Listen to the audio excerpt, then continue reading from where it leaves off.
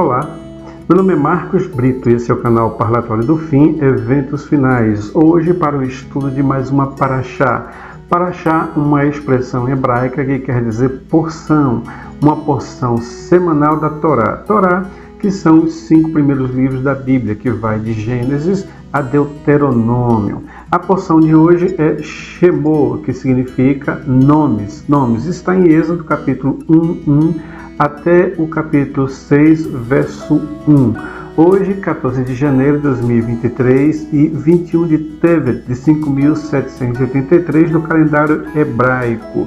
Vamos então ao início de mais uma Parashá. Vamos ao próximo bloco.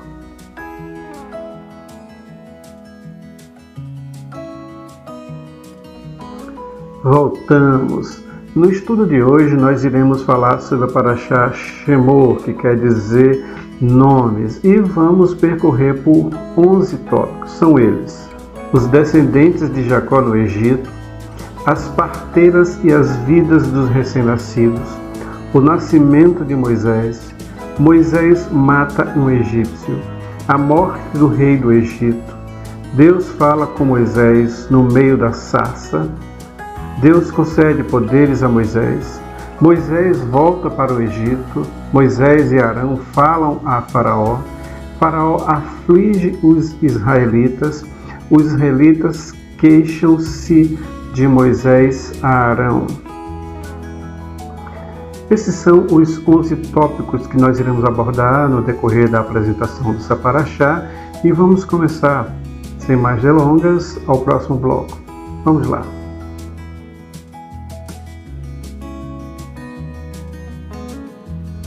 Olá, voltamos. Tendo em vista o crescimento do povo de Israel, Faraó então, temendo alguma ação futura, ele então estabelece que os israelitas, a partir daquele momento, iriam ser escravos. Trabalharam como escravos por 400 anos de escravidão na terra do Egito. Nesse momento, o Faraó, que então assume o trono, ele não conhecia José, nem os feitos de José, e muito menos entendeu que tudo aquilo que ele possuía naquele momento era obra de Deus através da vida de José e dos israelitas. Assim sendo, vendo o crescimento e ele ficando com medo, ele ordenou às parteiras hebreias que matassem todas as crianças que viessem nascer do sexo masculino, para evitar então a criação de um exército, isso temendo o próprio Faraó.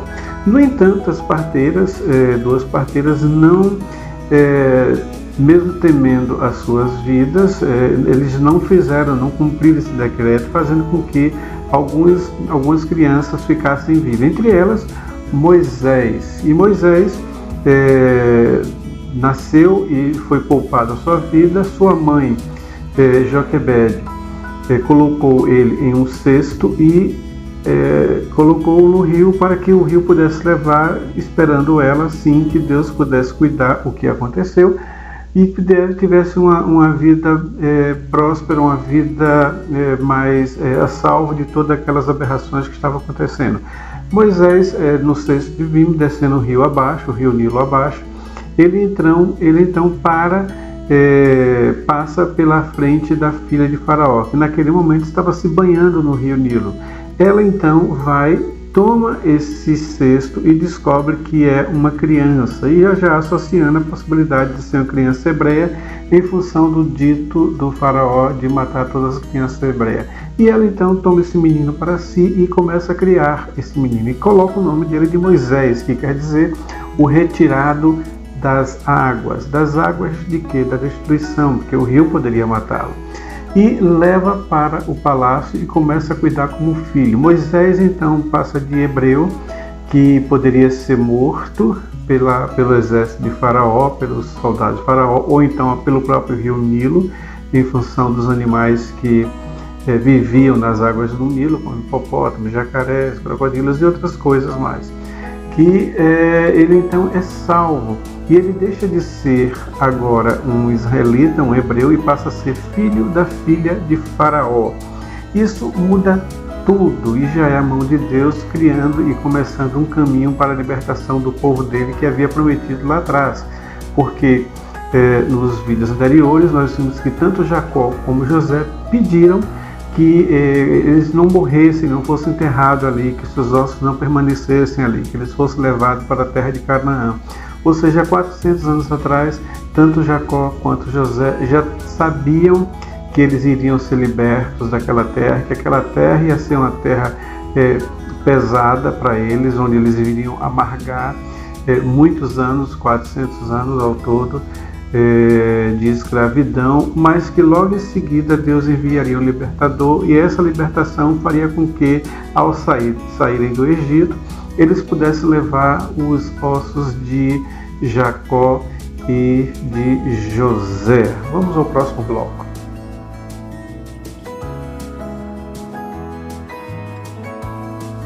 Olá, voltamos. Moisés, sofrendo muito com a forma que Faraó e sua mão de ferro pesava sobre os hebreus, levando-os assim a não somente a escravidão, a sofrerem com chicotadas e muita dor causada pelos soldados do Faraó, ele então entra em defesa de uma pessoa, de um hebreu, que estava sendo maltratado por um soldado de Faraó, por um egípcio. E nesse momento, nessa luta, ele termina por matar esse soldado egípcio. Ao matar o soldado egípcio, ele então foge.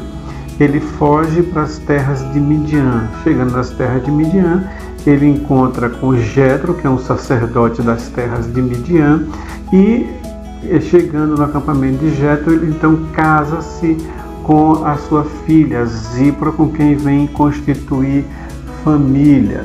Nesse momento, Moisés, vivendo lá em Midian, ele então sai em busca de um animal, e chegando no monte Sinai, ele então percebe uma luz vindo de uma planta, uma sarça que estava ali queimando, mas sem ser consumida. Moisés então se aproxima desse evento espantoso, sem saber o que é, e na verdade era Deus, em mais uma das suas aparições, para falar com Moisés que ele estava o escolhendo para então tirar o seu povo do Egito. Moisés não entende muito bem, e Deus começa a dizer: eu sou o Deus dos teus pais, eu sou o Deus de Abraão, de Isaac e de Jacó, e eu os separei para então voltar e livrar meu povo da terra do Egito. Moisés não entende e acha que isso é um pouco da cabeça dele, ou ele não acredita que poderia ser dessa forma. Deus então dá 2 sinais a Moisés ali naquele momento. O primeiro sinal, ele faz com que o cajado que está na mão de Moisés, uma vara sem vida, porque já tinha sido retirada da sua árvore, então não tinha como ter vida, ele faz com que essa vara não somente tivesse vida, mas se transformasse em uma serpente. E um outro sinal que ele dá, ele manda que Moisés coloque sua mão dentro de sua túnica, e ao tirar a mão está com lepra. E ele manda que coloque de novo dentro de sua túnica, e quando tira a mão está curada. E Deus disse que seria com Moisés. E Moisés então, quando pergunta o nome de Deus, o que nós encontramos nos textos na Bíblia é: eu sou o que sou, eu sou o que sou. Mas se nós formos ver no hebraico e ver o significado, não é eu sou o que sou, mas sim eu serei o que serei. O que é que Deus estava dizendo para Moisés? Que ele pudesse ir confiando em Deus, e que não tivesse medo, que aquilo que Moisés precisasse que Deus viesse a ser, ele seria. Então, por isso que Deus disse: eu serei o que serei. Se precisar ser chuva, você chuva. Se precisar ser escuridão, você escuridão. Se precisar ser praga, você praga, assim como foi. Então, essa designação dá a Moisés um conforto, porque Deus está dizendo para Moisés o seguinte: olha, Moisés, vá, não importa o que venha acontecer, eu serei contigo. E não importa o que você venha precisar, eu farei acontecer. E assim, Moisés, então, conversando com Jetro, com sua família, eles decidiram voltar para o Egito. Moisés, Zípora e seus filhos voltaram para o Egito, para lá então conversar com o povo a respeito do seu resgate, que Deus havia colocado Moisés para ser o seu resgatador. Isso é uma coisa interessante. Porque nesse momento a lembrança que o povo tem de Moisés era do filho da filha de Faraó. E Moisés agora iria chegar dizendo que ele tinha sido enviado por Deus para salvar esse povo, que ele, enquanto filho da filha de Faraó, vivia à custa desse povo. Primeiro dilema. O segundo dilema que Moisés vive nesse momento é o dilema de ser reconhecido em capacidade, porque Moisés não se sentia capaz e ele mesmo relata que ele tinha um problema de língua pesada. Algumas pessoas acham que esse problema de língua pesada é porque ele era gago, tinha algum problema da língua pegada, e ele não conseguia falar. No entanto, a história conta, os livros Talmud e outros livros da cultura hebraica contam que não é uma língua pesada por algum defeito natural, mas sim um defeito produzido. Conta-se que Moisés, pequeno, ainda criança de colo, sentado no colo do seu avô, ou seja, do faraó, ele então bate com a mão na coroa do faraó e derruba essa coroa do faraó. Os sábios do faraó então alertam o faraó quanto a isso, que Moisés, por não ter sangue egípcio e vir da cultura e da nação hebreia, que ele poderia ser mais no futuro um líder que viesse, olha só, um líder que viesse a produzir um efeito de salvação. Por isso Moisés é uma figura de Jesus, de salvação, de tirar os hebreus, o Israel, do Egito. Olha a figura de Jesus, quando Jesus nos tira do Egito, da alma, do deserto da alma, e nos leva para a sua luz.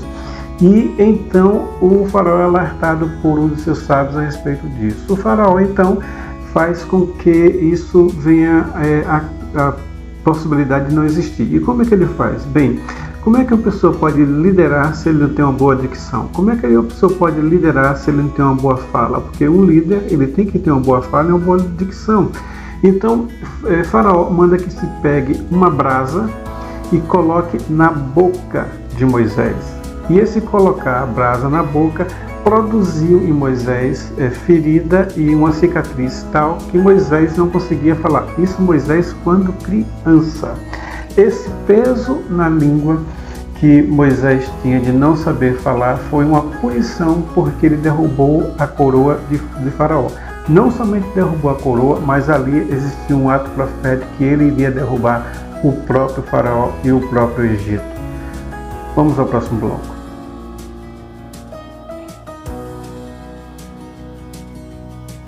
Chegando ao Egito, Moisés e sua família se faz reconhecer a Faraó, e Faraó, sabendo os intentos de Moisés, que ele foi ali para poder libertar o seu povo, e Faraó, sabendo de como Moisés era competente em todo tipo de arte, não só na arte de construção, mas também na arte de guerra enquanto ao exército, ele fica com medo e endurece ainda mais, pesa ainda mais as cargas sobre o povo de Israel, sobre os hebreus.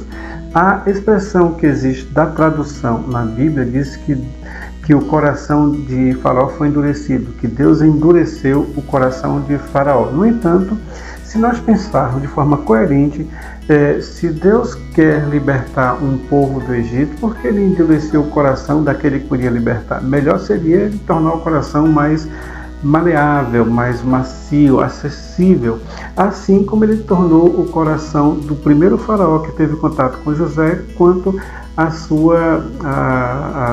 sonhos de José e sua interpretação. No entanto, o que está ali escrito é que Deus pesou o coração de Faraó. Todavia, vamos nos lembrar de um contexto histórico, onde o Egito existia vários deuses, e cada um deus ele tinha uma demanda: Deus do sol, Deus do rio, Deus da lua, o Deus Horus, enfim, vários deuses. E inclusive existia um que conduzia as pessoas quando morria a um mundo vindouro, a um mundo onde eles iriam estar em um local bom ou em um local ruim. E quem fazia isso daí, essa pessoa, era um dos deuses do Egito, que, segundo a cultura e o credo egípcio, que ele pegava a alma dessa pessoa, ia para o mundo vindouro e lá o seu coração era pesado, pesado mesmo, em uma balança. E se esse coração pesasse mais do que uma pena, essa pessoa iria morrer e sofrer eternamente. Se esse coração fosse mais leve do que uma pena, então essa pessoa iria para o mundo vindouro com todos os benefícios e regalias do mundo vindouro. Veja que essa posição de peso do coração é para sondar se a pessoa tinha características de um coração puro, de um coração leve, de um coração sadio, de uma pessoa com alma e espírito bom. É essas pessoas que, segundo a cultura do Egito, após pesar o coração, iria definir se a pessoa iria para um local bom ou ser destruída, ou iria para o mundo vindouro com todas as regalias.